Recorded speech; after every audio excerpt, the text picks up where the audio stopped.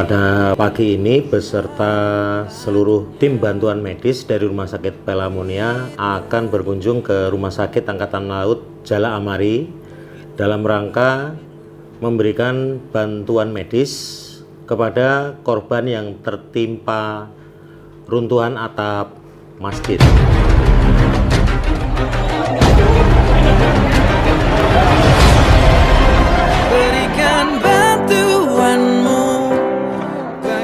Ini utamanya dalam rangka memberikan medical assist support, terdiri dari bantuan obat-obatan, juga bantuan tenaga ahli, dan juga memeriksa kemungkinan evakuasi bila diperlukan dalam rangka menolong korban. Seluruh kegiatan ini dilaksanakan dalam rangka solidaritas antar matra di TNI, juga berdasarkan perintah dari Bapak Pangdam 14 Hasanuddin dan juga atensi dari Bapak Kepala Staf Angkatan Darat.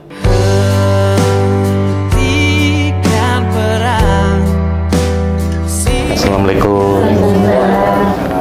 Ceramah sudah salah isa ceramah itu sudah jatuh itu. Terus kira-kira kehantam apa? Ingat nggak? Plafon kah? Kayu kah? Batu yang tidak.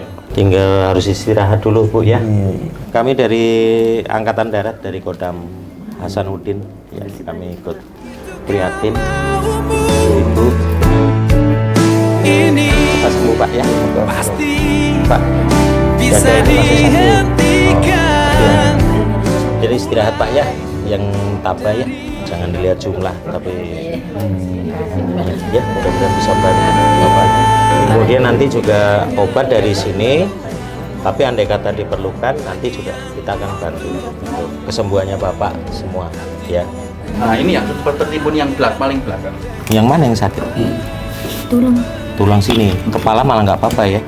Nah, untuk Ibu mudah-mudahan bisa meringankan bebannya Ibu ya. Ini rumah sakitnya sudah bagus, danangannya sudah bagus.